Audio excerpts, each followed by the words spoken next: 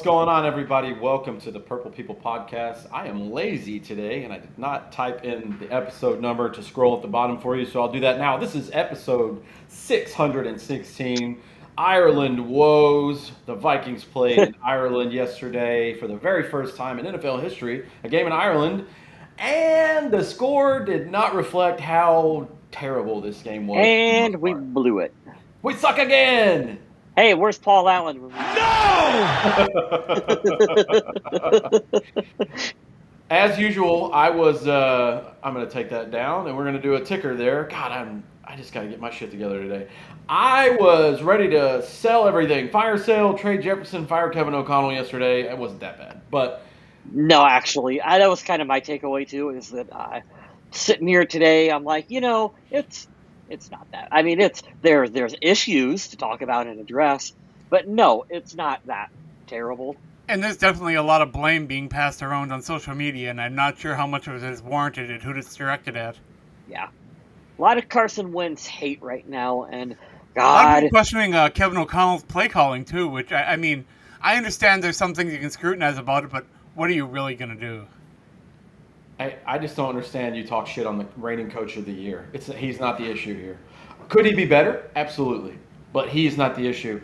We can start with, they played a game in Ireland, which is really cool. The lead-up was really cool. I like that the NFL is trying to expand. Number one, Kyle and I were talking about it before even Adam joined. We've got to get these fields up to NFL standards. And that starts in the U.S., but over there, I saw Jefferson slip yesterday as well, and I told Kyle before the show started, if Jefferson would have tore his ACL on that field yesterday, there would have been some terroristic threats coming out from my mouth. And that one little Addison slip is what let that linebacker catch him on that touchdown run.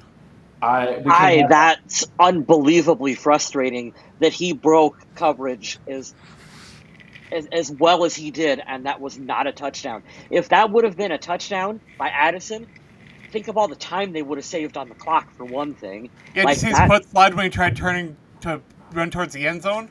He had no footing right there. Well, let's take an opportunity to shit on the NFL brass, as we always will, because it's fun and they're not going to stop me. Be better.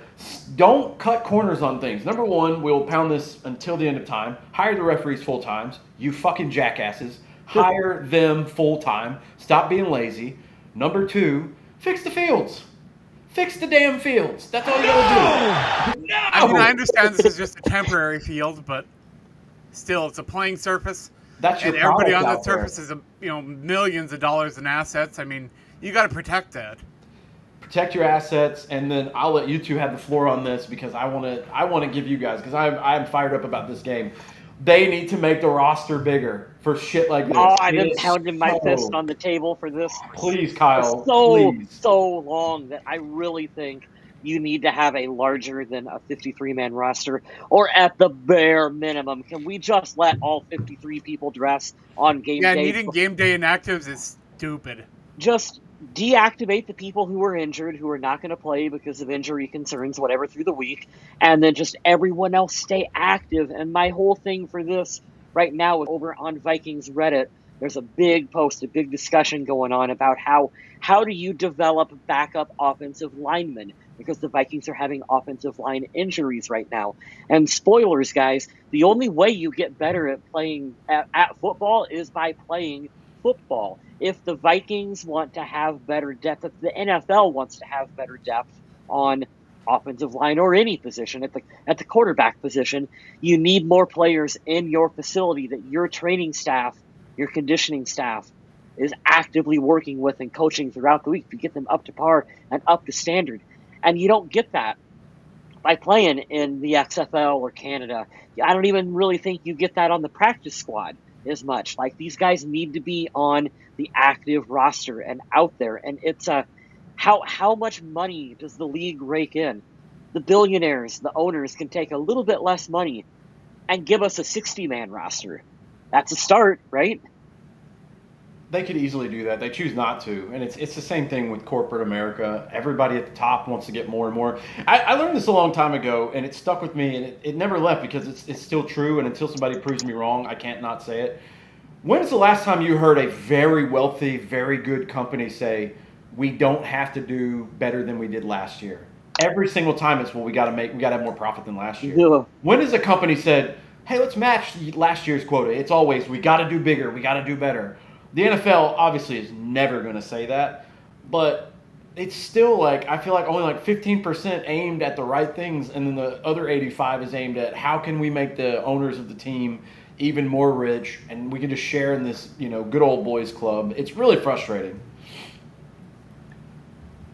I'm going in and pumping up our social media over here because I don't see anybody in yet. So look at that handsome fellow. Heck yeah. There you go.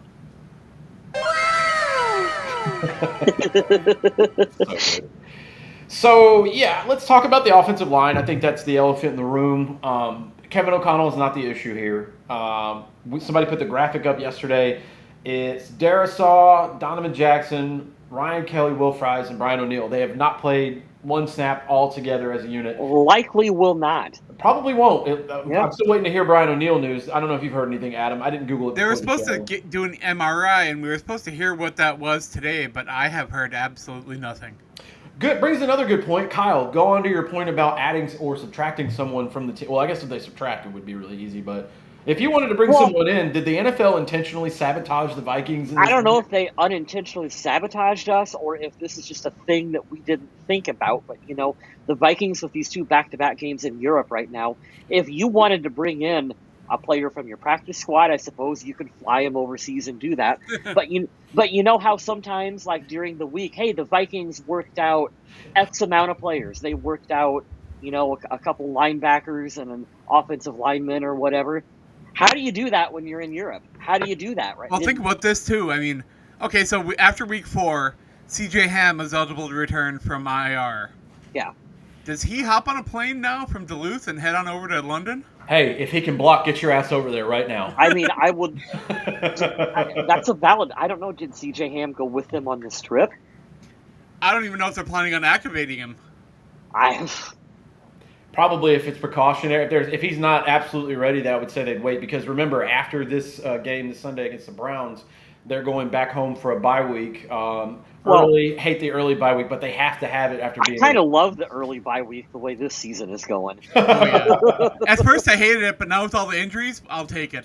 Yeah. Did you see Kevin Stefanski talking about not knowing or not being able to divulge who the Browns quarterback is going to be in that game?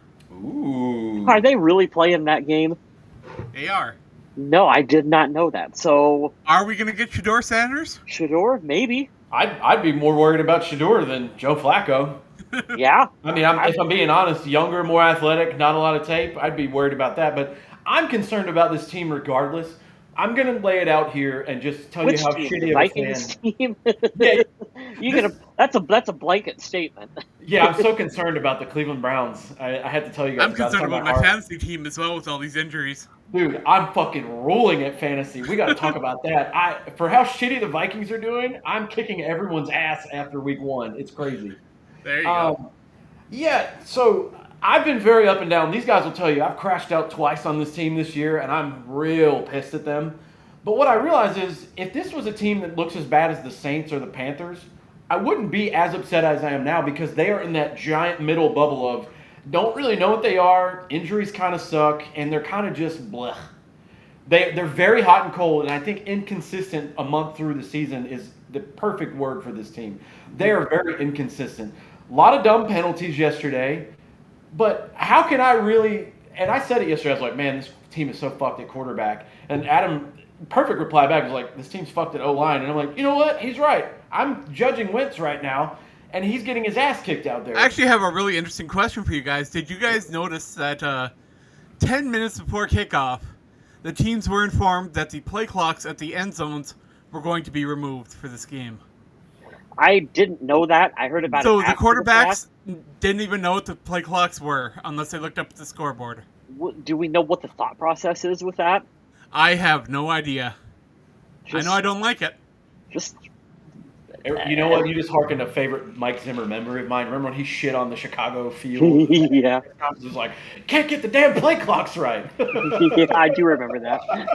I miss But it Mike Zimmer explains why sometimes. Carson Wentz was leaving the huddle with so little time left and struggling to get the ball out and not having time to make adjustments and read the defense. It's because he didn't know how much time there was. I have a funny common sense thing that I saw on TikTok today because it comes in waves with the algorithm. Like, I got a slight little crush on a country singer named Ella Langley. No, She's very, never. she's very good looking, very good singer, right? But she also, like, some days it'll be UFC. Now it's the NFL. It's all these old school NFL highlights. Like, I reposted today Cam Newton's last full year as a starter. He was still really good. And somebody's like, I'll take Cam in his last full year as a starter even now over Tua. Yeah. Tua hate on TikTok is amazing. But I saw today that I forget what team he was on, but I think it was a linebacker because they usually have the green dot. He started talking after getting the play call in his ear, and his teammates are like, "What the fuck are you doing?" They can hear me back, right? I was asking him a question, like, "No, dummy, there's not a microphone in your helmet."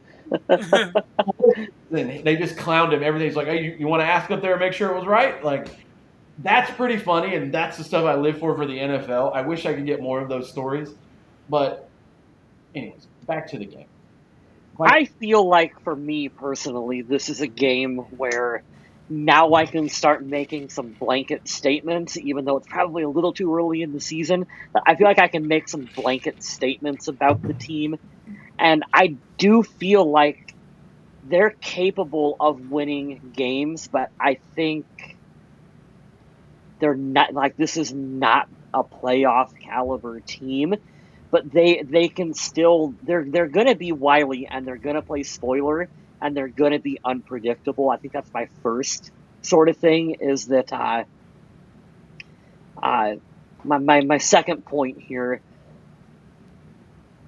you just got to play JJ McCarthy. Like, this season is not expectations, I think, have come down a little bit. Actually come down a lot for me. And, like, we know who Carson Wentz is. I respect him. I respect what he's done on coming in, stabilize the offense, whatever.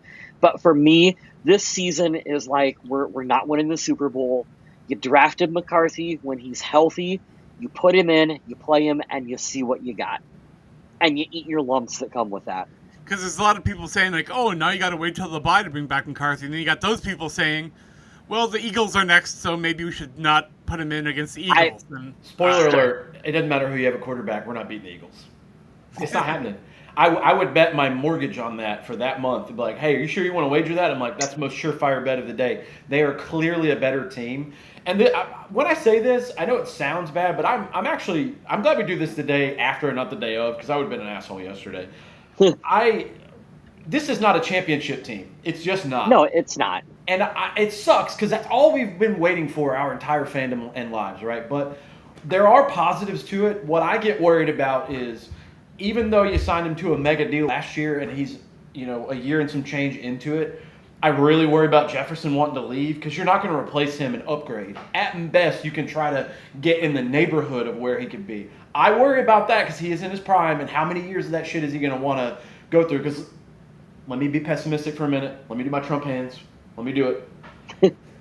If J.J. McCarthy sucks and they're going to roll with him, absolutely they're doing it this year. They're not getting rid of him this year. If they roll with him again next year, which is probably what they're going to do, and he sucks again next year, nobody's loyal to their teams anymore. And if that dude leaves, I can't imagine what this team's identity was going to look like, because you have to replace him in the draft, more than likely, unless there's a wicked free agent out there. Jordan Addison, I don't know if they're going to keep him around with his legal stuff. I hope he stays because he's very good. And right now, on the wide receiver twos are making like $30 million a year, and it's crazy. Can't pay both of them. That was my next point: is how are you going to afford both of them? Then you have to have a rookie quarterback, and it just goes to prove like how hard it is to find 32 capable dudes to be a franchise player, because it's really hard. There's only like 8 of them that are legit, have a legit shot to win a Super Bowl. And we had said, all of us had said, that on paper the Vikings had done in the offseason as much as they could do to improve the offensive line.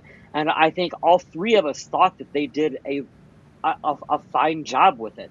And the injuries just piled up immediately out there on that position. And it's frustrating because you never got to see what that unit would look like if they were healthy. And the center getting another concussion so quick after the one that he just had, and based on his age and his injury history, you gotta wonder for him too if maybe he's not playing anymore in the NFL. Was it really concussion, or I know he was in protocol? I don't know if it's been ruled. I heard protocol, but man, if you're talking so soon after just getting back from one, I really lean that way towards it being another concussion. Because don't get me wrong, I think Michael Juergens is doing his best in there, but being a center in this league, you're going up against 320-pound defensive tackles that are going to shove you to the ground and laugh at you. I'm going to see where their cap space is projected next year. And I know another guy that's getting a lot of just absolute harassment is Justin SKOL, and he had a couple nice pancakes with J.J. Watt in that game, but also he struggled a bit where they had to keep J.J. Hawkinson to block. What time machine are you in right now, Adam? It's all those Iowa tight ends, Yeah. Oh, no, he was Notre Dame. Never mind. Notre Dame. This is not good. They are fucked next year. This is going to go so bad for this team. Get ready for some misery next couple of years. They are negative 26 in the cap for next year. Well, you don't want to get rid of Jefferson. That's your number one hit. Brian O'Neill's not going anywhere. Darrisaw's not going anywhere. Grenard, Jonathan Allen, Hargrave, T.J. Hawkinson. Kyle is ready to get rid of him right now. oh boy, I know he's out there, and I know they're asking him to fill a different role for this team. He's asked to do a lot more blocking because the injury's on the line right now. But ever since he's came back from his injury, we talk about him being this elite top 5 level tight end in the league, and I just don't quite know if he's playing what we're paying him to do right now. While we're talking about that, what's the deal with Harrison Smith? He's played like 30% of the team's snaps since he came over, his last couple games in Minnesota. Is age catching up to him that bad? Because he's probably going to retire after this You're season. saving him for the playoffs, Adam. And we'll also see Adam Thielen probably retire, if you were to guess. This is such a Rick Spielman season right now. That's a trade. Back. That's a trade that, man, I was on board for that trade on paper, but I'm a little buyer's remorse. Well, this is the point I was trying to make. I'm glad you guys jumped in because I would have went on forever about this, but it doesn't matter what we do going forward. If they don't attack the offensive line yet again next year, they are absolutely dead-ass wrong. And I'm talking like you have to. A free agent at a minimum and then probably in the first couple of rounds in the draft. There are so many other needs, but it's glaring and obvious right now. If you can't protect the quarterback, you're not doing shit in this league because But if you look at like the normal starters, you're not going to really improve upon those guys in the draft as a second-round pick or in free agency unless they spend a lot of money.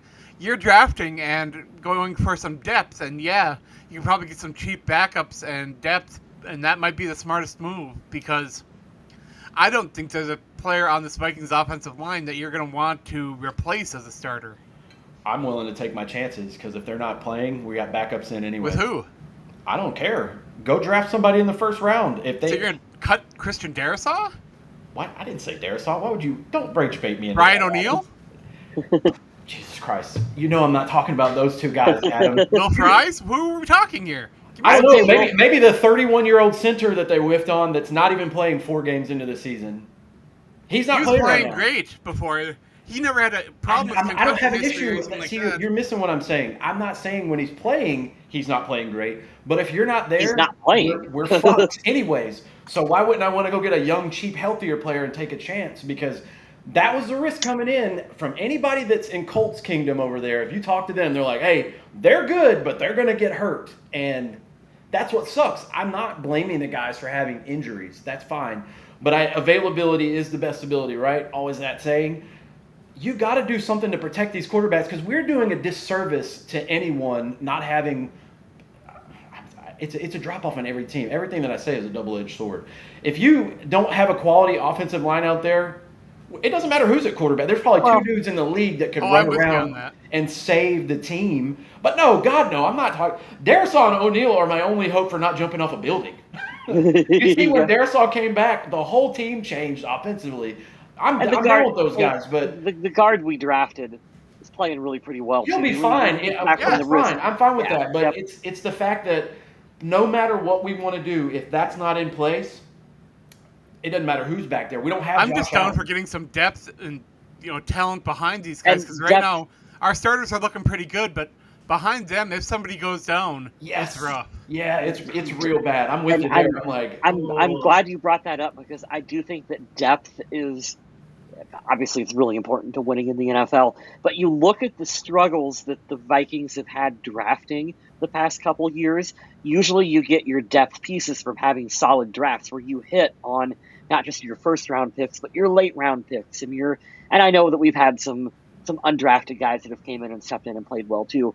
But I mean, it's the Vikings have to do better at drafting and But developing. Minnesota's also done some really strange things with the offensive line when they get their new talent. I mean, okay, so they go and they trade for, or they go and they sign Ryan Kelly, right?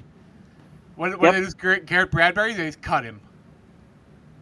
You mean to tell me that Garrett Bradbury, who's starting, by the way? and playing very well? Yeah. And same with some of these other players that were offensive linemen. The Vikings just It's straight up let It's go. frustrating because how many donkeys did we give to Ed Ingram? And now he's playing pretty well where he's And at now- too. And what was and is this where we're going to loop back to a topic earlier in the show? Drafting and developing. Did we not do a good enough job? Does it just take Look at all X those amount- first and second round picks that the Vikings used trying to find a center. I'm with you guys on that 100%. It feels like the donkey in the room is they can never draft their guy in like a stud at quarterback, and they cannot develop an offensive lineman unless It's they like- just get like a Darrison O'Neal, where it's like, no, the talent is going to do what it does because the player's that good. This is what I feel like the Bad. problem is with the Vikings, and not just us, but a lot of teams. Okay, so Ed Ingram looks like he's turning it around and is turning into a good player. And the problem is that he gets drafted, and the Vikings are immediately like, you need to play, and you need to play at a Pro Bowl level because we ain't got shit else behind you right now. And you're just forcing guys just out there immediately. Turns out maybe he just needed a little bit of time. Unfortunately, he's getting that time in Houston, and now he's turned into a good player for them. And when you think about the jump in talent when you go from college football to the NFL, when you go from being across, the line of scrimmage from a defensive lineman from William and Mary to being, across from Aaron Donald, pretty big difference. Yeah. Shout out to William and Mary, 20 minutes from my house. It was funny. I ran into the director of that college not too long ago because the dog always sparks a conversation with everybody. It's funny you mentioned them. Yeah. Seen Ed Ingram's name pop up on a few podcasts only because I remembered it. It like triggered something in my brain while I was listening. And then I think Bradbury's up in New England. So, Yeah. I mean, I'm happy for them. I met Garrett Bradbury. He was super nice, but so crazy. Like, it's Speaking so of New hard. England, have you guys tried to keep up on what's going on with Stephon Diggs? I give up I on try him. not to, but what's the latest? Did I he get- don't even know anymore. The I coach think is he saying got- something about him, and I don't even understand it anymore I because I, think he stopped got- paying He attention. just cannot stay away from drama, and I think he makes poor life choices. But he's a lot richer than I'll ever be, so he can Oh, look yeah. at me and be like, "Cool, bro. I'm gonna go get in a Lamborghini." Like, Didn't he get Cardi B pregnant? Oh, yeah. say what you want. And they are picking out some pretty unique names from what I understand. Of course. I don't care about that at all. I care about him saying, "After your divorce, let me heal you, sir." Everyone on your team 10 years ago said, "I don't want this guy anywhere near my sister." And then also, the rumor came out that you had 2 different women at the same hotel on 2 different floors on Valentine's Day. I'm going to need you to not worry about healing anyone else. You got a lot of problems. And then So, the drugs on the boat this summer, everybody's just going to skip over that? Like he wasn't doing coke on a boat this summer? So Get you out put of him here. in the Ring of Honor when he retires? Absolutely. Who was that player that a couple days ago they said had their 14th kid? Oh, I Oh. saw it too. I forget who it was. Let's see. But some of these players are just spreading their seed all willy-nilly. Adrian Peterson. Sean Alexander, running Sean back for Alexander, Seahawks, yeah. former MVP, 14th child on a compound. It's so funny. They are raising their children on a compound in Virginia. Yeah, you might as well open a chow hall and hire staff, dude. Good Lord, that's crazy. Good for him though. That's fun. It's just like Philip Rivers can put a whole offense out on the field right now. I mean, no different. By the way, you want to look up something Do crazy? you know why I end up bringing him up? Uh-oh. is because when the Minnesota Vikings were in Ireland, they double booked a bar that was a Vikings bar, and they double booked it. It was going to be a wedding and a Vikings, celebration. And Kyle Rudolph, the Minnesota Vikings cheerleaders, and Victor all helped with that wedding, and it went real cool, and everybody had a great time. So I had just written an article about that not too long ago, and so that's why I had Kyle Rudolph on the brain. Hold on. You wrote an article about that? Oh yeah. Oh my God, where could people go and find that, Adam? Probably the internet. Probably at the Viking Age, where you are employed? How crazy. Go check out Adam's work on the Viking Age. We'll do a plug now. Shameless. I like Shameless. The US version's better than the UK version in my eyes, but, what can you do? All right, let's break down this game. I don't even want to because I walked out at 14-6, which is probably my shame on me, but whatever. 24-21. That does not reflect how the game was mostly. Wentz had to throw 46 times, which is not what you want to do. The Rodgers thing of throwing 22 times, that's kind of where I wish it was at. But Carson Wentz, 30 out of 46, 350 yards, 2 touchdowns, 2 interceptions. He was sacked 6 times. That's Oof. why I know it's Carson Wentz, and I don't want to sit here and defend him. However, you let your quarterback get under that much duress. It's true. I don't care who you have back there. That's not no one's going to succeed. Speaking of quarterbacks under duress, did you see that Steelers quarterback Skylar Thompson was mugged Yeah. in Ireland? What a segue, Adam. Yeah, don't do that. That's not very nice. I was surprised that I didn't see former president or campaigner Conor McGregor at the game. I thought he would have made an appearance. He's probably coked out in some back alley somewhere. Probably working on Roadhouse 2 or whatever, all the money in the world. That dude's got some issues. Woof. The rating is pretty vindictive here. The rating for Rodgers, 119.7, 84.5 for Wentz. But the QBR is, I don't understand this. Carson Wentz had a better QBR than Rodgers. But Rodgers only had 4 incompletions and no turnovers. I don't get that at all. But while we're talking about that game, the play clock situation, Aaron Rodgers is enough of a veteran that he has that internal clock. He knows about how long he has. Although Carson Wentz is also a veteran, I don't think he has that internal mindset yet to where he's been, he hasn't been in the league 21 years, I guess. No offense to Carson Wentz, Aaron Rodgers is first ballot Hall of Fame. Right. So you kind of expect those things from him. Not that I don't expect Carson Wentz to play at a high level too, but there's a bit of a difference between. They have the same number of Super Bowls. Oh boy! I just want to throw that out there. I decided to start shit. The rushing attack wasn't very good yesterday. Between 3 rushers, the Vikings only had 70 yards. Jordan Mason, 16 carries, 57 yards, average 3.6. The Steelers, 131 on the ground. Kenneth Gainwell looked all right with 99 yards and 2 touchdowns. So DK was a beast, man.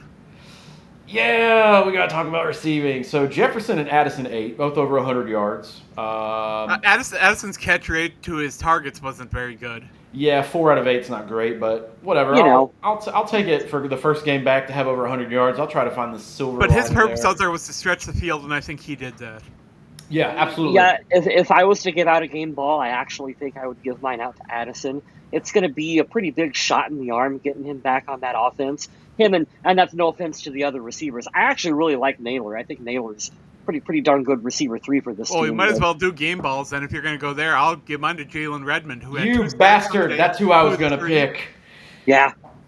3 tackles, 2 by himself, 2 sacks, tackle for loss, and 2 quarterback hits. What a stud! He's been good. What a stud! Well, I'm going to go boring here and give it to the kicker for not fucking anything up this year because that's where my mind's at for this game. It was pretty ugly. No, you know what? Sorry, Will the Thrill. You keep doing your job. I love you. I'm giving it to Xavier Scott. Happy NFL first touchdown day for you, sir. 6 catches for 8 targets, 1 touchdown. I still say that when you're down the stretch and you need a big play from someone, you throw the ball to Xavier Scott. That's what you do. Is he the Johnny Munt of running backs? Ugh. Yeah. I'll give him my game. No thanks. 10 times out of 10, if I keep saying it, if you're if you're going to do something stupid with the football, if you're going to throw it into double coverage, make sure 18 is on the other end of that pass. Man, like if you're going to muck around, and be dumb. Well, that's the thing, Kyle. You would think like as soon as you say that, I'm thinking of the Giants playoff game of 2 years ago, and I'm yelling at Kirk Cousins for being a pussy because he always was. If anybody's going to chuck the ball and make dumb decisions, I figured it would be Carson Wentz. Carson Wentz. Especially that you messaged me yesterday. Kyle sends me a message on the side. He goes, "I'm going to watch this game because I hate myself," which made me laugh really hard. Yeah. But he goes, "What the fuck was that throw?" Out of 60 minutes of the game, I said, "Oh, you mean the almost interception where he threw it higher in the air than the distance around?" I guess that one slipped out of his hands. What was he trying to do by throwing it past the circumference of the earth up into the air and wafting it? What is the possible Because you got to find some way to buy time for your receiver to get down the field if the line can't block that long. I guess. I mean, that wasn't a goal. That wasn't within the 20, but it was close. And I'm like, oh my god. And who was he throwing it to? I don't remember. Who was the intended target? It wasn't Justin Jefferson. I think it was Xavier Scott. Yeah. Again, if you're gonna loft it clear up like that, I at least want 18 on the other end of that pass because, hey, 50-50 ball. What's some Steiner math here, Adam? But yeah, I was expecting Carson Wentz to have a little bit more Nick Mullins in him and just sling that thing around. Yeah. Shout out to the Jaguars backup, Nick Mullins, taking a picture with all of his old San Francisco teammates yesterday. I can't believe they beat the 49ers in San Francisco. Holy crap. What is the NFL right now? See Liam Cohen talking to the other coach after that game? Talking to Saleh, talking shit. Yeah. Those the two that looked like they were ready to fight. Oh, yeah. Yeah, I did see that. I want to see coaches scrap. I'll pay for that, whatever that. And then you got the new Bears head coach talking smack to the sideline reporters. Yeah, that was a little snarky remarks, but yeah, you gotta man up and just take that one. That sucks. I wish they would tell you who got the penalties because I don't remember. But my donkey's going to the special teams player getting the penalty yesterday. That was stupid. Don't do that. If you're fighting to get on the team and you're only playing special teams, don't fuck that up, please. I hate that. It doesn't say. Of course. Of course. What was time of possession like yesterday? I felt like at least early in the game, the Steelers were finding a lot of success going to DK Metcalf, and Minnesota thought that Jeff Okudah was going to do a decent job covering him, and he was not. Yeah. Kyle has an opinion on that with players that he thought were not very good. It's actually my friend, the Vikings. It's actually my friend Mike's opinion, who's older than all of us. He's been a lifelong Vikings fan too, and he would always get so pissed whenever we'd watch games together. He would say, someone like DK Metcalf can do absolutely dick all season until they play the Vikings, and then he has his career game where it's back to DK Metcalf looking like he was in the Seattle Seahawks, and then next week you'll go back to looking like dick again because that's and that was Keenan Allen with the Bears. That's exactly what that was. Yeah. Oh, God, don't bring that up again. Oh, that hurts. Yeah. Well, here's some other stats that'll make you want to jump off a building. Like I said earlier, the Vikings had more total yards. They did have 2 turnovers, while the Steelers did not. They had 4 more first downs, 3 more penalties, of course. The same number of third down conversions, 2 for 3 on fourth down, while the Steelers were 0 for 1.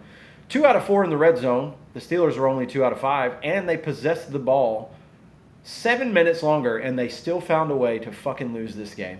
I want to give one big shout out because there was one play in this game that would have made this game even worse if it hadn't happened the way it did. And it was Jordan Mason with that heads-up play to get his hands on that football when he had his foot out of bounds. Yes. That's game ball worthy. Ball knowledge.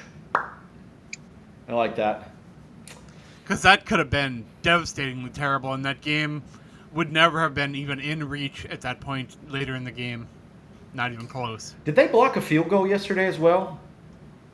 I know that I have to look. I don't remember, but I know that there's a lot of blocked field goals in the NFL this year, which is really weird. I know at some point it was only 14-6, and they had a chance to go up. Vikings defense did their thing. I can't remember if they missed the field goal or they blocked it. Did you see the Vikings holder did that hand trick where he opened his hand? Yeah. To get the, got him an extra 5. Defender to jump off sides? Mm-hmm. Jalen Ramsey bid on that, which is hilarious. Yeah, So yeah, there was overall. some pretty fun stuff from this game, but there's also a lot to really not have fun with. Well, I was irritated with talking about fantasy. I sent it to the group chat. I sent you my roster over there. I want to know who you have that got hurt because I was wheeling and dealing during the bye week or the in between the week last week, and I've already had to drop some things. But of course, the 2 weeks after I dropped the Steelers defense for playing like dog shit, they were wonderful yesterday. Of course, Yeah. I forget who my defense is now. I have to look. But yeah, I'm not surprised. I feel like the Steelers team is about on par for where they've been the last couple of years. They'll get in the playoffs. They won't beat anyone of note. If they do, they'll get a wild card win at best. They're not going to beat any of the better teams. But I mean, this is people were trying to spin that thing yesterday. Oh, Vikings should have rolled Aaron Rodgers. Yeah, if you want him to look like he did with the Jets, sure. He's not going to do anything that he's doing on the Steelers. Now on this Vikings team, that line is terrible. He wouldn't put up with that shit either. You want to talk about Kevin O'Connell coaching? Imagine if we brought in Rodgers for 1 year and the line's playing like it is now. He'd be like, listen, I'm going to slash all your fucking tires and make you walk back to the house. You better fucking protect me If at Rick 41 years old. Spielman had been the Vikings GM, Aaron Rodgers would be in Minnesota. Oh, 100%. And guess what? My dumbass would have bought a jersey. I would have done it. I would have. I fully admit it. I would have been full fangirl to be like, it won't happen like it did in New York. He'll be an MVP again. I would have bought that Kool-Aid so fast. Yeah, overall, 24-21 sounds better. They should have won this game. They couldn't get out of their own way, and the line's not blocking enough to help. But I've never seen a team who needed a touchdown that like just could not get any semblance of togetherness on that one of those final drives that the Vikings had. There was just no sense of urgency. They couldn't move the ball. It was frustrating to watch. And we could complain about officiating. There were some questionable calls, but you got to put forth your effort on the field and overcome stuff like that too. Yeah. There's always questionable calls in the NFL, so you're right, Adam. You just kind of got to overcome it. You can't use it as a crutch every single week. I think if you don't have 2 turnovers yesterday, you probably win this game. And the Steelers fans would be really pissed, but it's a good defense, man. It's a good defense that finally played well. If you're the Vikings, you got to figure out how to stop the run. Which is crazy. Last week, I thought they figured out how to play defense for the rest of the year. Yeah, they did pretty well last week. And There's no consistency with this team right now. Like they'll To play. be fair, though, the defense was probably the only reason Minnesota was in this game. In the later 100%. You're right. Yeah. Oh, yeah, that's frustrating. Because when halftime rolled around and the Vikings were only down by 1 score, I'm like, how? Yeah, it didn't feel like that. You're right. Certainly didn't feel like it. Yeah. Which brings me to my point to transition to this next game that's coming up because you thought this game was ugly. I think the Browns defense are going to explicit the Vikings. They're going to have their way with this team. I don't like it at all. That defense. You thought Steelers defense was good? I don't know how with this patchwork offensive line they have any chance to do anything. I can't see it right now. They're Not sure going what to the game have plan strategy is. getting that ball out really quick. I think this is going to be a 17-10 game, 17-14 game. I don't think this is going to be explosive for anybody. It's not going to be a 40-40 tie. No, we got to talk about that too at the end of this show. But the Browns, like I don't see them as like oh my God, they're the Eagles where they're going to outmatch us everywhere. But that defense might be in the top 5 in the league. I think it is. And with the way this offensive line is set up, I don't know how you run the ball on anybody. I don't know how you protect for Wentz or anybody. So I don't know. I think they're going to have a field day. Myles Garrett has to be double teamed on every play. He has to be. Unless he's going up against Darisaw. I'm going to go through all the Vikings games I've ever been to and see what happened the week after I went to the game. See who was lost. Oh, that's a good point. Yeah, what a week for you to see a game, man. That's awesome. Yeah, they play the Browns. They're in London this time. I believe they're already there. I saw Kevin Seifert, one of the beat writers. He was, you see it like Buckingham Palace. And look at players are walking in and out of a brownstone. I'm like, they got players staying in a brownstone? I have to look that up. I didn't know that. Oh. Pretty wild stuff. So let's talk about what you just brought up, Adam. Last night, the Packers and the Cowboys played. Obviously, the drama around this was Mike Parsons gets traded from Dallas, goes to Green Bay. Green Bay sends Kenny Clark and a bunch of picks. So right now, basically, you swapped Micah Parsons for Kenny Clark, which is a big no-no for the year. But they're investing in the future, right? The game ends in a 40-40 tie, and plain and simply put, stop it. Yeah. There Yeah. shouldn't be ties. I understand that you want to do player safety, lean towards that for everything, but there is a way to do it. This is just the NFL digging their heels in the sand once again and being lazy, not being progressive. And they tried. They tried to make it exciting, but the Super Bowl wouldn't go to a tie. The playoffs wouldn't go to a tie. So you can apply that rule here. There's so many different ways to move these ingredients around to make the perfect dish that you want, and it's out there. That's the thing that frustrates me about it so much. There are multiple answers out there, and they still aren't on board, which is infuriating. Well, one of the good things is that we have seen the league make some changes that have resulted in some positive things. I know you guys aren't huge fans of the dynamic kickoff, but I like it. It has resulted in better actually, plays. Oh, you guys have warmed up to it? So Yeah. the first year they did it, I was not a fan of it. The tweaks they made in the off season, I like what they've done to it now. It's a little awkward, I think, watching the two teams just kind of stand and look at one another while the ball's in the air. And I'm also not a big fan of declaring onside kicks. They got to get rid of that. You should be able to do an onside kick whenever you want. That's the fun and thrill of the game. And I'm with Kyle. Now that they've made the tweaks, I just want to see better competition. I understand you don't want somebody hauling ass from 80 yards away to end your life. Like, I understand. I actually kind of do. No. Let me rephrase that, Kyle. I'll watch it every time, but I understand why they got rid of it. I get it. I like where it's at now, but I don't like the tie, man. Colleges have it figured out. They've made a lot of really solid improvements in overtime in general for the NFL. Mm-hmm. Like, we're really close to it, and I don't know what the proper personally. And I know there's some more out there ideas, some like a kicker kind of shoot off where you have them line up and you keep moving the ball back, and the first team that you got to match it. That's interesting. That's a little too XFL gimmicky for me. I think you just go to an untimed quarter and you say, okay, it's first team that scores now. All right, but I do got to ask you because last night's game had something really interesting that I kind of didn't understand until I took another step back. Green Bay winning the toss in overtime and choosing to kick. It kind of caught me off guard. Yeah, do you trust your defense that much? But I get that, okay, you get to see what the opposing team does on their first possession, and then you know what you have to match or accomplish when you go down the field. Yeah, that's interesting. That's an interesting little wrinkle that most teams don't go for. Because most teams take the ball right away, so usually they can establish the tone. And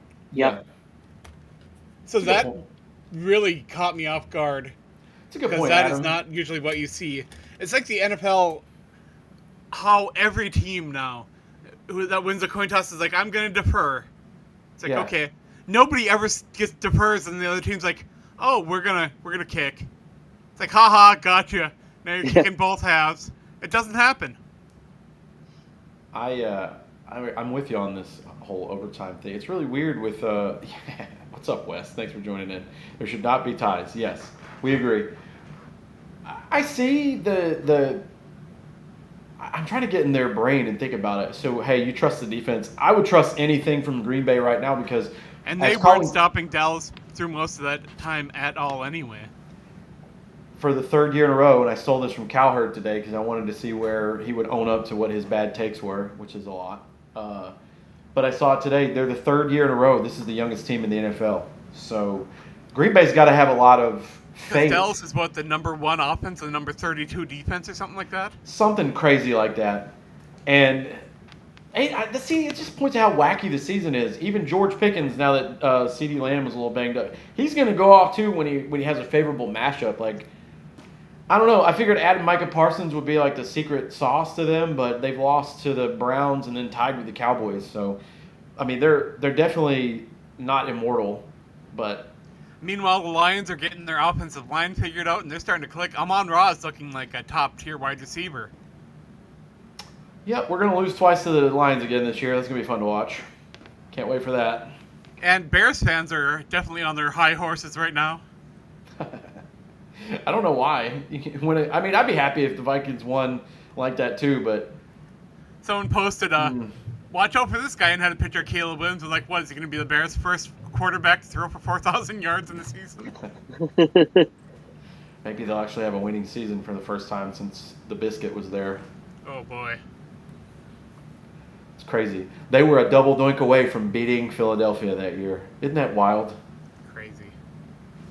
And speaking of all that, we had that whole Cairo Santos thing was wild. I mean, he gets cut after, people say, oh, he didn't have the leg to make those kicks. And then he goes and just has a day. I missed that. What team does he play for? The Bears? I don't even remember where he is now. Let's see. Santos. But I Brazilian know he made some football. real clutch kicks. Chicago Bears place kicker. Nice. 4 for 4 on field goals. 4 for 4. Yeah, he got cut because people were like, oh, he doesn't have the leg to do it anymore. I wonder. I'm looking here. I'm on Google looking up his stuff, and it's right underneath ESPN and his page. It says, "What was the longest field goal from Cairo Santos? 55 yards." What do you think the longest field goal that any one of the three of us could make? Would it be over 20? I don't think it would be over 20. I couldn't kick a 20-yard field goal. What do you I think? could do a 25, I think. I like it. Now Katie Nolan shows up to your house and says, "Hey, about that, let's go do it. We've got it set up for you." That was one of my favorite things I've ever seen. I have always wondered, though, if you took someone like Pat McAfee, and if he spent a day working with Kyle Smith, could he mechanically teach you how to punt or kick up a technically, ball? I'm sure. Yeah, but he would have to spend months building up that leg strength. Right, but could you get the mechanics down to, like you said, learn how to kick a 25-yard field goal in one day? That'd be a fun reality show. I'd watch that. That's another idea for a Netflix series. I'd watch that. I wouldn't go through with it because I don't want to embarrass myself. Pull my hamstring, but that'd be fun. Is it going to be like another season of Pros versus Joes like back in the day? Ooh, man. I used to love that show. Good throwback. Embarrassing for those folks, but I think they should do it, like I said, what Katie Nolan did that one day. Pull a bunch of tweets or whatever else, get those people together, and then... Or like we always seem to come back to talking about Brian Scalabrine owning people on basketball. Yeah, basketball. That's awesome. Oh, yeah. There was a really awesome segment on Pros vs. Joes where they had the regular person line up against Bill Romanowski. Oh, no. And it's good luck. You're not getting good luck. It went about as well for them as you would think it did. It went as good as Johnny Knoxville versus Jared Allen and Jack. He took it very seriously. Yeah, as you should. Yeah. Yeah, I would too. I wouldn't let some commoner coming off the street and have their... No, you're not going to have your day. Fuck you. I used to do this for a living. What do you mean? Yeah. That's so funny. Well, it'll be another 9:30 a.m. Eastern kickoff. Different country, but still an away game. Neutral site. I shouldn't say away game. Neutral site. They're in London again. They do have good history there. But, yeah, they're going to play the Browns. I'm going to see what the early odds are for this game real fast. Minnesota's actually favored in this one, which is pretty wild. Here we go. 63%. Says who? I want to say Minnesota's almost 5-point favorites. Oh, God. Bet your mortgage on the Browns this weekend. Goodness. This is the shitty part, too, because we're looking ahead, and you shouldn't do that. Anything can happen on any Sunday. We saw that in Kevin O'Connell's first year. That win in Buffalo should have never happened. So many things went right that game. Even if they beat the Browns, they go 3-2. They're going to come back from the bye, and they're going to play the Eagles. I have zero faith. I don't even have a 1% chance. I guess I have to because of the statement I just made. So I'll give them 1 out of 100 chance to beat the Eagles. At best, looking forward over the next 2 games, they're going to be 500. 25% at best. I don't like it. Steiner math. I don't like it. You know how I said this team is super frustrating to figure out because there's a good team buried in there somewhere? We'll have a terrible record, but we'll beat the Eagles somehow. Like, that's the most Vikings thing. Like, how did we do that? Beat the Eagles, but you go 1-5 in the NFC North. Yeah. Some Yes. some shit like that. Yeah, Yeah. 100% that. Yeah. I know. Yep. Oh, it's one of those frustrating years. You can already tell. Maybe it'll turn around. There's a lot of football to be left, but it's not looking good. When you're playing your backup 3 games into the season, your backup quarterback, it's not a good time. And then pick whoever you want at the interior O line and just say, maybe this guy's there.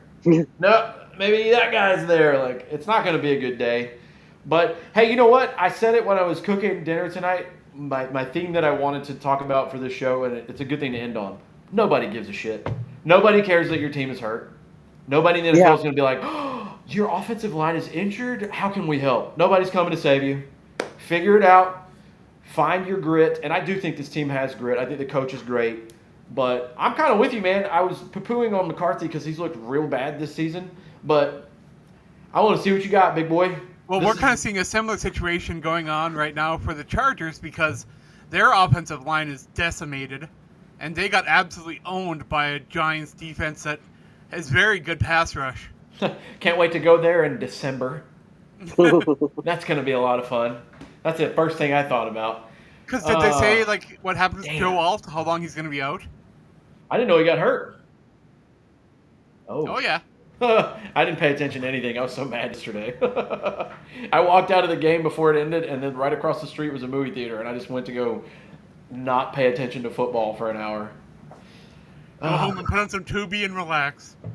I did yesterday. I finished that movie, by the way. I'm starting to become numb to these horror movies now because I know what's going to happen. I wish that it wasn't. I got to find some ones that'll still shock me. And once you get used to those commercial breaks on Tubi, they aren't so bad. Oh, yeah. See, that's the thing. I can get used to any of that because I'm not paying for it. Yeah, right on. Exactly. That's fine. My phone's usually close It's by like there's anyway. all those ad-free plans for all these streaming services. I don't have ad-free on any of them. I'm a cheapskate. I don't do that. Nope. You're not getting extra $10 out of me because you want to just go through it. I can pause. I can get up and take a leak and go to the fridge, grab something to drink, whatever, you know. Mm-hmm. I think that's about it, boys. I can't believe that's a fast 52 minutes. Wow. Yeah. Didn't give away any donkeys. I don't really have any. Yeah, whatever. It's fine. Oh, multiple places for that. Flop of the day was great. Thank you, Wes, for tuning in. We didn't have anybody to jump in this week. That's fine. I don't expect people to be super stoked to want to talk about that game. No, Vikings fans probably want to forget that one as fast as possible. Burn the tape. Hopefully they can figure it out this week versus the Browns. Hopefully that everyone can get healthy. We can get some players back. Definitely going into the bye, we'll have more time for people to rest. So I think that's the main goal here is just to make sure nobody else gets hurt. Let's get people back and healthy, have a decent chance to compete, bring as many starters in as you can, and kind of go from there. It should be one more week. If I'm guessing, and I think you guys probably feel the same, should be another week of Carson Wentz, and then we'll probably see J.J. McCarthy at home versus the Eagles. And as long as he's healthy, I'm on the Kyle West train. We got to see what you're made of, man. From what I understand, McCarthy was running some of those practice drills today as the, shadow quarterback, the one that they're supposed to be going up against. Nice. So it sounds like he's getting geared up to be able to come back. I don't know if I'd expect him back this week. And I don't know if I want him back against the Eagles, but I guess you kind of gotta whenever you're ready. Man, I don't think that's a good scenario for him, but those are the cards you're being dealt. You can't baby him. It's like Smith said, it's the NFL. Every game is hard. What are you gonna do? Wait until a game you think, oh well, here's a game that he could do pretty well in. Let's get him in there now. Hey, look at everybody talking shit yesterday. Although Jared Allen said the Vikings should ride whoever has the hot hand, so who knows? Look at everybody that was talking shit this week saying Jackson Dart shouldn't start against the Chargers because the defense was so scary. Nobody had them picked to win yesterday. No. Absolutely no one. I'm with you too, and I have to use Adam. I'm not using his words against him. I'm just agreeing with the sentiment of I'm tired of people still calling J.J. McCarthy a rookie. He's not a rookie. He was on this team literally on the sidelines last year. Well, I had higher expectations for him entering this season after holding the clipboard and learning, and I'm a bit disappointed, I gotta admit. Yeah, we all are, but I'm I think we're all in the same boat too. It's like, hey, just go out and give us what you got, and let's see if we can work with it. And And just for the record, I am that parent where if I tell you I'm disappointed in you, that's probably one of the worst things that I can say. we're parenting you, JJ. Nobody. Well, We didn't even here's my talk about it. something. I could be his dad, probably. We still didn't talk about it last week. Like I think we mentioned it for like half a second. He missed part of practice because he's a father now. I Yeah. mean, the whirlwind of emotions in that game, I can't imagine. So, yeah. Hopefully he's all right. I just want everybody on this team to get healthy and to see what we have. If you could at least roll out that line that we talked about, that we paid money for and shuffled around and drafted to get. If we could at least see that for a month straight, we could. If they suck, we can be like, all right, it didn't work. But not even having the affordability to have that chance yet that's what's frustrating because we're getting into October. October is the day after tomorrow. You would like that to be the case, but that's the NFL, man. Like I And said, Donovan Jackson played one game with that wrist and then went in and had the surgery, and so he missed this game, and he'll probably miss the game against the Browns and then come back against the Eagles. That's what I'm guessing. yeah, that's what I would guess as well. We'll see. Nobody cares if the team's injured. We'll figure it out. Vikings Browns in London Sunday. We'll be back to talk about that. We're gonna Way plug some too stuff. freaking early for me again. I know. I don't like these 9:30 games. It's what 2:30 in England. You guys can do a 4:30. That game. and everybody else watching, I use NFL Plus to watch because I don't have any, like NFL Network or, cable package. I'm not paying for all that. And everyone else gets their updates faster than me, so like I'll be texting with someone, will be like, "Oh, that was such a bad throw on that interception," and I'm like, "That hasn't even happened yet." That always happened with my dad. I'd call him at FaceTime and he would, oh, and I'm like, don't, shh. I can't call you during an NFL game. Stop it. Exactly. But we'll be back next week if, nothing too terrible happens to talk about that game against the Browns. And, I don't know. I guess I'm frustrated. I'm a little down on the Vikings right now, but hopefully they can bring my spirits back up. A nice win going into the bye would do that. We all are, Adam. I'm just frustrated is the right word. The inconsistencies are super frustrating, but that's the life we chose. I'm going to support this team no matter what. I'm not going to hop off and not watch them. Right. I've seen this time and time again. I think if we're venting right now, I think the most frustrating thing is I just look at everything as a time now, and I'm thinking, oh, the season's not going to go like we want it to. Like last year, once they got on a roll and they started winning a ton of games, I'm like, okay, they have a chance if they get in the playoffs. And I know this team has too much talent to be playing like this. Correct. Yep. Correct. That part of it's a huge majority piece, and then I'm thinking ahead, which you shouldn't do, but it's like, all right, well, there's another year of my life down the drain because this is going to be like a 10-7, 9-8 season if we're lucky, and that's the frustrating part. How are you getting to 10 wins over there, bud? That's a good point. Yeah. That's a very good point. It's like, oh no, you thought it was bad. It's only going to get worse. We gotta be optimistic, man. We gotta bring it up somehow. But you can check out my work over on the Viking Age. I've been covering, my co-worker Adam Patrick has been on vacation, so I'm hoping he's enjoying his time off, and I will be happy when I don't have to wake up so early anymore. I feel you on that. You can also check me out on social media at MNVikingZombie. Wherever you are doing your social media, I'm there, whether it's TikTok or X or Blue Sky or Instagram or whatever. Even Threads, I never go on Threads.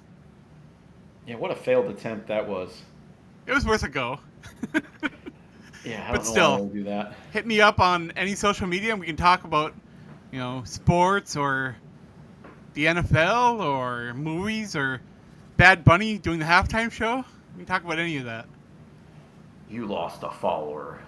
I'm not watching the halftime show, and if I am, I'm not like, I gotta tune in for this. That's when I'm eating, and that's when I'm going to the bathroom. That's I crazy. gotta admit though, Bad Bunny, he was one heck of a wrestler in WWE, and his work as that caddy in Happy Gilmore 2 was fantastic. Really Is this the same person? Yeah. I genuinely don't. I have no idea who this person is. Obviously, I've heard of them, but I don't know anything about them. He also was the leading music streamer from 2020 to 2022. He has the most streamed album of all time. Nice. So it's not like he's a nobody. I am always going to die on the hill that I want to see somebody playing one of these.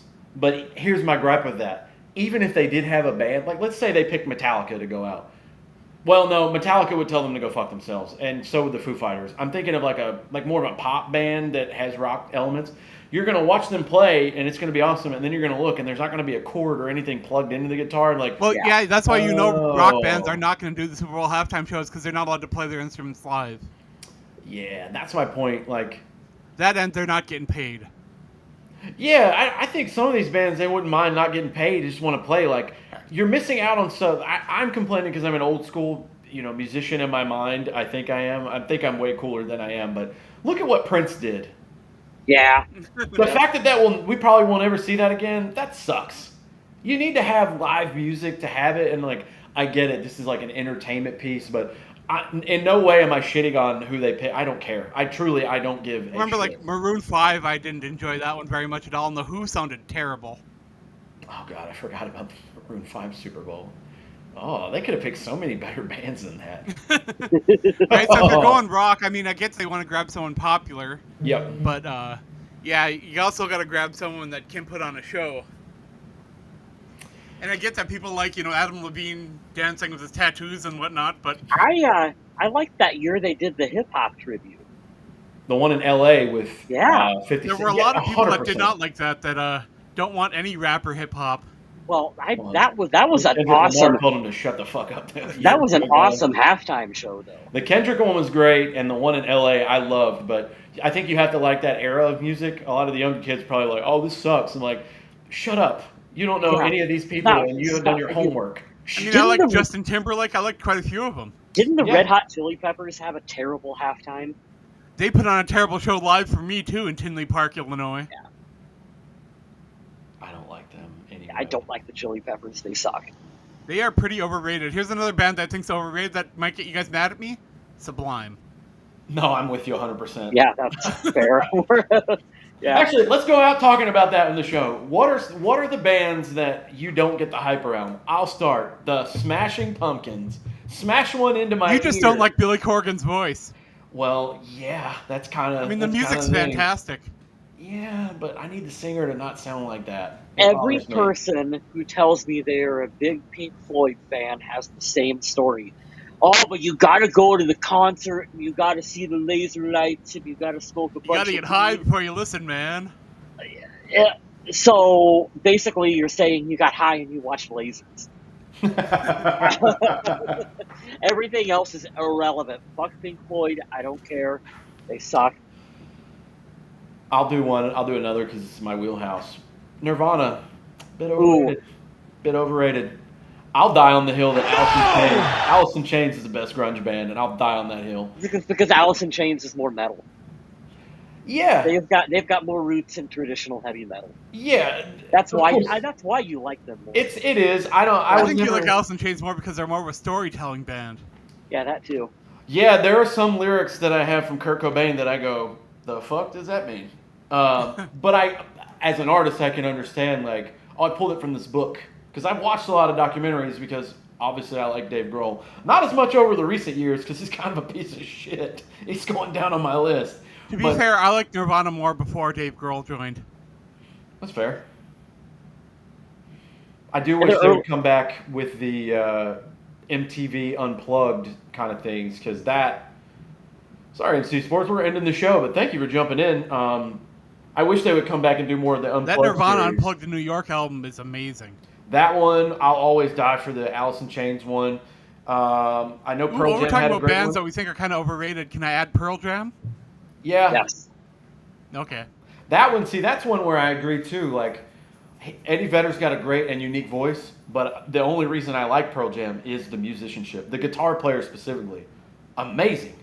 But, what was that? What the video that came out? I can't remember the name of the song. On a wheeling, on a whistle, on a way, yeah. You're like, what? The best Pearl Jam song is Do the Evolution. Are you speaking in cursive, sir? What's happening right now? Oh, Pretty wild man. stuff. But you can check out West over on Blue Sky. Yeah, I Yep, had you your could. stuff up forever. I'll put it back. Sorry. You can find me on Vaguely Square over on Blue Sky. Give me a follow. I would appreciate it. And you can check out Kyle Smith at Chick-fil-A. When I tell you he knows when the show's over, every time, does he not? He Yep. does. Every Without a time. doubt. You're so smart, dude. I say, oh, thank you so much. I appreciate it. Cool. That'll What's your do progress on the album? How's that coming along? it. Oh, God. Probably never. Oh, no. Here's my problem with that. I had the songs written. You told me But 2 weeks ago you were going to send me something to listen to, and you never did. I'll send it to you. I'll send it to you now. I'm glad you reminded me. So my buddy, I have 2 friends in Texas. They are producers and better musicians than I am. I am a singer who gets by playing guitar. But to summarize very quickly, I wrote a song. I came up with the chord progression, all the lyrics, and the general structure of the song. My friend plugged it into a new AI program and said, hey, this is the style I want. This is what it sounds like based on the shell that I sent him in an audio file, and it built it. It was really cool. It sounds like your typical like Creed or early Avril Lavigne? 2000s. Yay, I like her. Complicated is a jam. I love that song. But yeah, it's got that early 2000s vibe to it for the sound, but I'm proud of it. It's dedicated to my mother. My problem is I'm not very good with all of this. I get by with the podcast because I just plug a mic in and talk. But when you record guitar, you have to have the sound just right, the volume just right. You have to be the perfect amount of distance away. You can't fuck up on the take, which I do that 99% of the time. There's an error. And then I don't have any friends who have like a drum set with microphones available. So it's really hard because I want to do it. If we were all in the same room for like a week, I bet you it would get done. But being away, it's a lot of stuff that I'm not very good at. If I look at it and I don't want to do it, I'm like, all right. Sounds like you got a plan for your next vacation now. I know. I should go down to Texas for a week. We'd get at least a song done. No more going over to England. Oh, I know. It's expensive there. Oh, I bet. MC Sports, this is Bronx. He is 9, and my work dog is 7. And he's looking at me angrily because he wants to go pee. So I think My we're going to cat go do is that. orange, and he's right here. Orange cat. You want to tell everybody goodbye? You want to say goodbye? Speak. You got to do better than that. Speak. Yeah, there we go. But yeah, we'll be back next week to talk about that game against the Browns. In the meantime,